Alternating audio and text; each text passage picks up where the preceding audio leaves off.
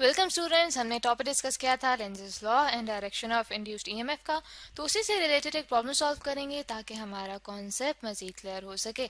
तो हमारे पास प्रॉब्लम ये है कि a solenoid of 100 turns and area of cross section 4.0 centimeter square is transferred from a region where there is no magnetic field to one where the field is 0.5 Tesla in 0.02 second which is parallel to the cross sectional area of the solenoid।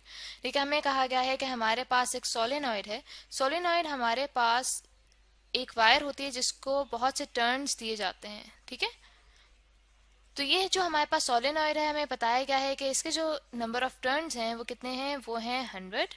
ठीक है, जिसे हम N से denote करेंगे। और जो इसका area of cross section है वो कितना है, वो है 4 सेंटीमीटर स्क्वायर।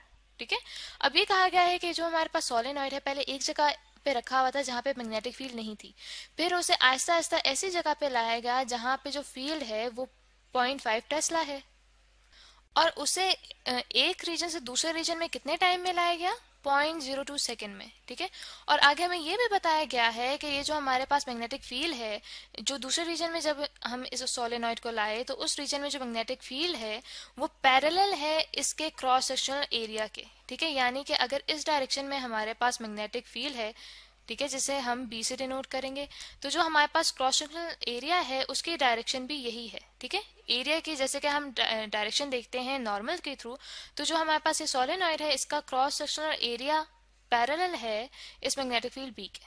ठीक है, तो आगे हमें कहा गया है कि हमने फाइंड आउट क्या करना है, हमने फाइंड आउट ये करना है कि how large is the average induced EMF in the solenoid. कि देखें, जब हम इस सोलेनॉइड को एक रीजन से दूसरे रीजन में ला रहे हैं, यानी कि उसके अंदर से जो मैग्नेटिक फील्ड है उसमें चेंज आ रहा है, क्योंकि पहले एक रीजन में तो हमारे पास मैग्नेटिक फील्ड नहीं थी, दूसरे में जब हम ला रहे हैं तो ऑब्वियसली उसके थ्रू मैग्नेटिक फील्ड में चेंज आ रहा है। तो उस मैग्नेटिक फील्ड के चेंज होने की वजह से इस सोलेनॉइड में एक ईएमएफ इंड्यूस होगा। ठीक है, अब हमें कहा गया है कि जो ईएमएफ इंड्यूस होगा वो कितना होगा। तो हमने इस तरह करना है, वो फाइंड आउट करना है, और उसके लिए सबसे पहले इस तरह करते हैं कि डाटा लिख लेते हैं कि हमारे पास क्या क्या क्वांटिटीज गिवन है इस प्रॉब्लम में। ठीक है, सबसे पहले हमें बताया गया है कि जो हमारे पास सोलेनॉइड है उसके नंबर ऑफ टर्न्स कितने हैं, वो हैं 100। ठीक है, और फिर बताया गया है कि जो हमारे पास क्रॉस सेक्शनल एरिया है सोलेनॉइड का वो हमारे पास है 4 सेंटीमीटर स्क्वायर। तो इस तरह करते हैं स्टूडेंट्स के अपनी कैलकुलेशंस को एक स्टैंडर्ड वे में लाने के लिए ये जो हमारे पास सेंटीमीटर स्क्वायर है इसको स्टैंडर्ड यूनिट मीटर स्क्वायर में कन्वर्ट करते हैं। ठीक है, तो जैसे कि हम जानते हैं कि हमारे पास 100 सेंटीमीटर इक्वल होते हैं 1 मीटर के, तो हमारे पास 1 सेंटीमीटर किसके इक्वल हो जाएगा, वो हो जाएगा 1 डिवाइडेड बाय 100 मीटर के। ठीक है, 1 centimetre equals to 1 divided by 100 metre के। तो यहाँ पे कितने यूनिट्स को हमने कन्वर्ट करना है, हमने सेंटीमीटर स्क्वायर को कन्वर्ट करना है। तो इस तरह करते हैं, यहाँ पे हम कर लेते हैं 1 सेंटीमीटर मल्टीप्लाइड बाय 1 सेंटीमीटर, वो इक्वल हो जाएगा हमारे पास 100 metre multiplied by 1 divided by 100 metre. ठीक है, तो ये हमारे पास गोया बन जाएगा 1 centimetre square equals to 1 divided by 10 raise to the power 4 metre के। तो हमने कितने सेंटीमीटर स्क्वायर को कन्वर्ट करना है, हमने 4 सेंटीमीटर स्क्वायर को कन्वर्ट करना है। तो हमारे पास बन जाएगा 4 centimetre square equals to 1 divided by 10 raise to the power 4 multiplied by 4 metre. तो स्टूडेंट्स हमारे पास फिर जो क्रॉस सेक्शनल एरिया है वो बन जाएगा 4 into 10 raise to the power -4 metre square. ठीक है, यहाँ पे भी देखा हमारे पास ये मीटर स्क्वायर के यूनिट्स थे जहाँ पे हमने गलती से मीटर सिर्फ लिखा है।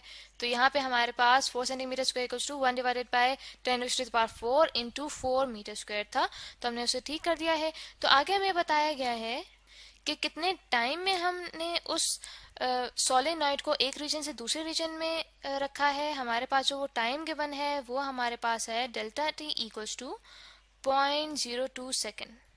ठीक है, और इसके बाद हमने फाइंड आउट करना है कि जो इंड्यूस्ड ईएमएफ है, ठीक है, वो हमारे पास कितना आ रहा है।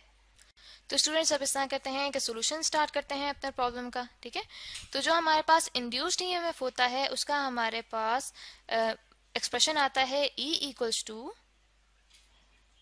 -n into delta phi by delta T. ठीक है, तो यहाँ पे जो हमारे पास ये मैग्नेटिक फ्लक्स है इसकी वैल्यू सबसे पहले कैलकुलेट करते हैं। तो स्टूडेंट्स हमारे पास जो फ्लक्स सोलेनॉइड के अंदर से पास होता है उसके हमारे पास जो फॉर्मूला होता है वो होता है phi equals to B dot A. ठीक है, तो हमारे पास जब इस डॉट प्रोडक्ट को ओपन करें तो हमारे पास आ जाएगा B A cos of theta, ठीक है, कॉज ऑफ थीटा।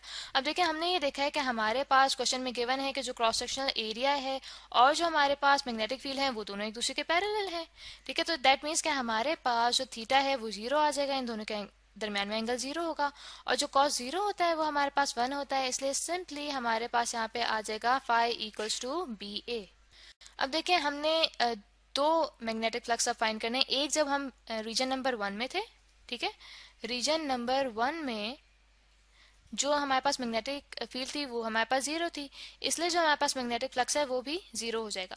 इसी तरह जब हम रीजन नंबर 2 में आए तो वहां पे तो मैग्नेटिक फील्ड मौजूद थी, तो हमारे पास जो मैग्नेटिक फ्लक्स है उसकी वैल्यू कैसे आएगी, B इंटू ए, और जो हमारे पास वहां पे मैग्नेटिक फील्ड थी उसके हमारे पास स्ट्रेंथ थी 0.5 टेस्ला, जो कि मल्टीप्लाई होती है एरिया, क्रॉस सेक्शनल एरिया से सोलेनॉइड के, जो कि हमारे पास वैल्यू आई थी 4 इंटू 10⁻⁻⁴ मीटर स्क्वायर, ठीक है। तो कैलकुलेटर से कैलकुलेट करने के बाद जो मेरे पास वैल्यू आ रही स्टूडेंट्स वो आ रही है 2 इंटू 10⁻⁻⁴ वेबर, ठीक है। अब देखें कि जब हम एक रीजन से दूसरे रीजन में गए तो मैग्नेटिक फील्ड के अंदर जो चेंज आया, ठीक है, वो कहलाएगा डेल्टा फाई, ठीक है।